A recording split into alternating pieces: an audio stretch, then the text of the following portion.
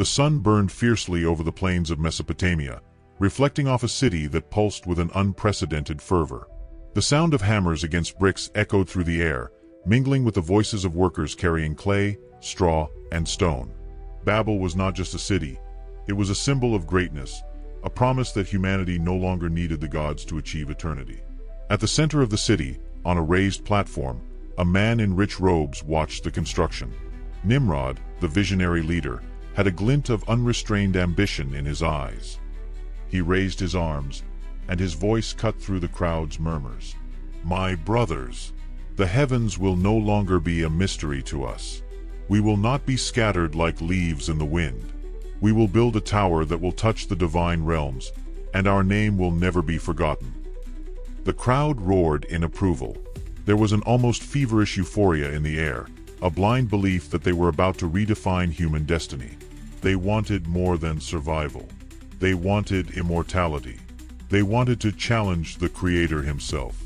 But not everyone was convinced. In a side street, a group of men whispered among themselves. An elderly man with a gray beard and worried eyes murmured, "This is not progress. This is defiance. No man can touch the heavens without consequences." His companions hesitated. But who would dare question Nimrod? Who would dare interrupt something so grand? And above all, who would dare imagine that the heavens themselves were about to respond? Babel was unlike any other city of its time.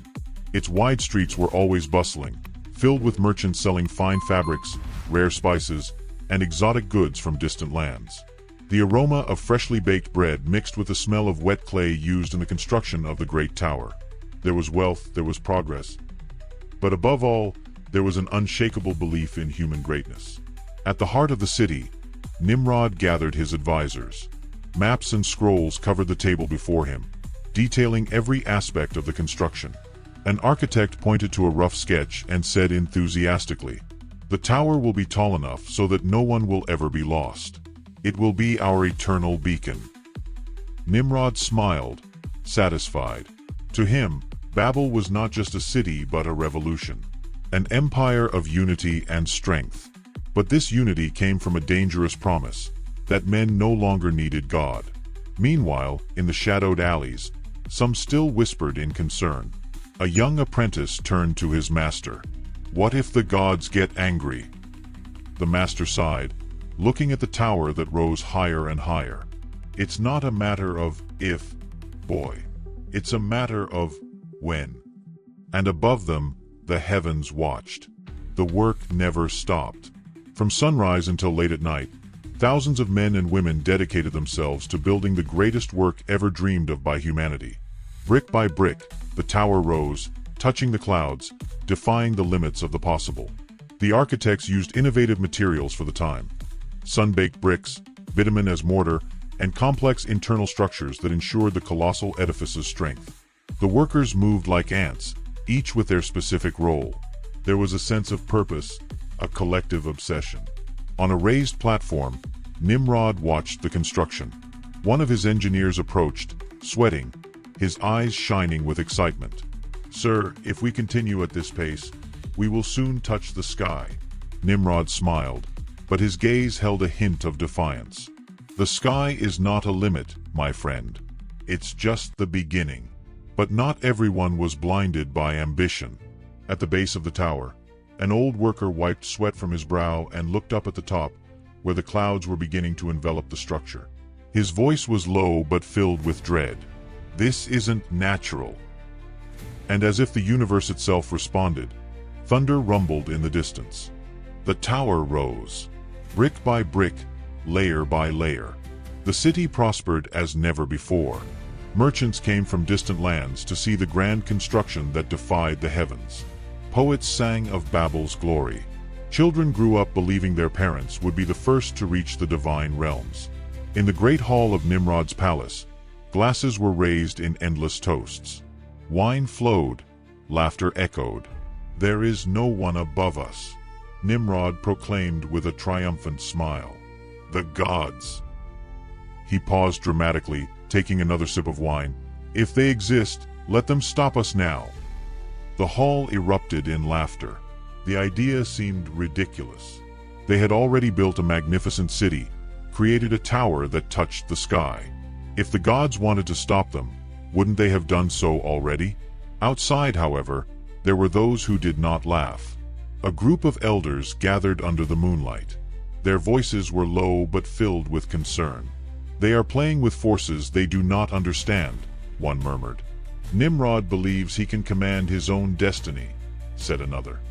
"But there are limits that cannot be crossed without consequences." The winds blew stronger that night, and above them, the sky seemed too quiet, as if it were waiting for the right moment to respond. What if you could attract everything you desire? Success, prosperity, and the life of your dreams are within your reach. Discover how to use the law of attraction the right way and transform your reality once and for all. Access now. The link is in the description and the pinned comment. Then, it happened. In the middle of construction, as the workers climbed to the highest floors of the tower, the air seemed to change.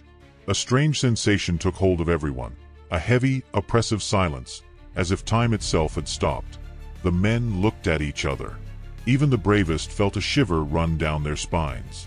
At the top, Nimrod walked along the unfinished structure, contemplating his masterpiece. But something was wrong. He could feel it. "Do you feel that?" one of his advisors murmured. Nimrod was about to respond, but a voice, coming from nowhere and everywhere at once, cut through the silence. A deep voice, ancient. "How far will the arrogance of men go?" The heavens opened. The wind howled with fury. The clouds swirled as if the very firmament were being torn apart. The air trembled, and a roar resounded throughout the city. The workers, once confident, were now paralyzed by terror. Something was about to happen. Something that would change everything. The chaos began with a simple command. A foreman pointed to a pile of bricks and shouted, "Bring more bricks." The helper hesitated. His expression turned to confusion. "What?" The foreman frowned. "Bricks.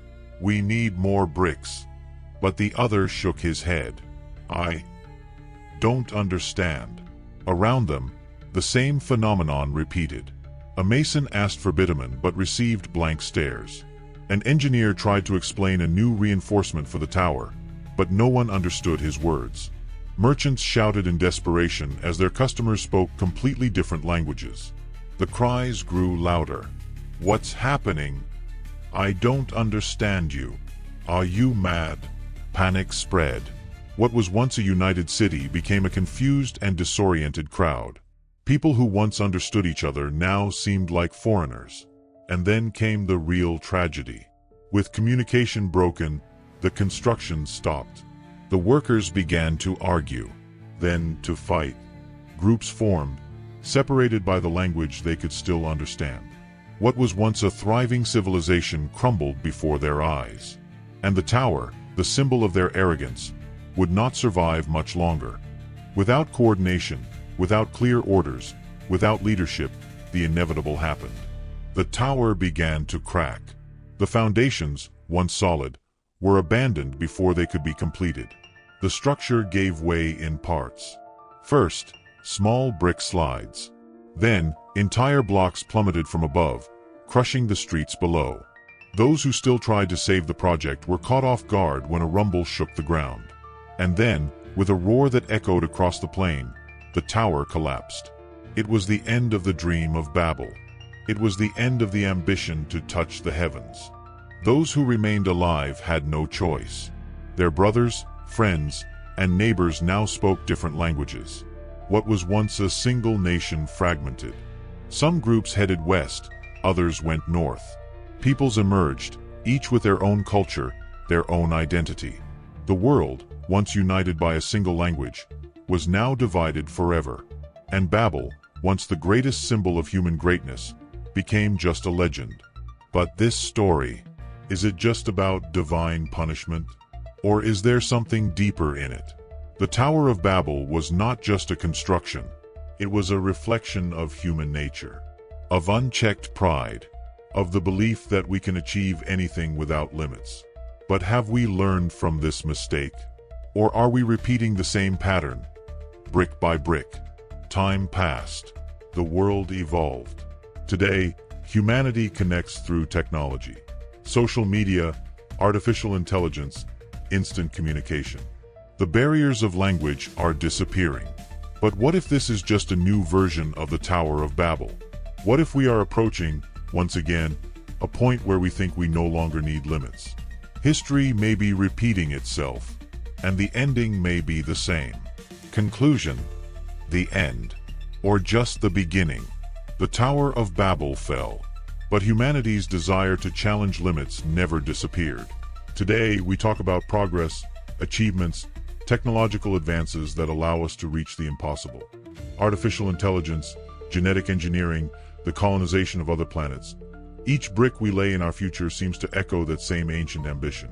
But are we building a new world or a new Babel? Has history truly stayed in the past? Or are we just waiting for the moment when, once again, the heavens will respond? Leave your comment. Do you think the story of the Tower of Babel is repeating itself? Subscribe to the channel and turn on notifications, because in the next video, we'll explore another biblical story full of mysteries that may completely change your view of the world.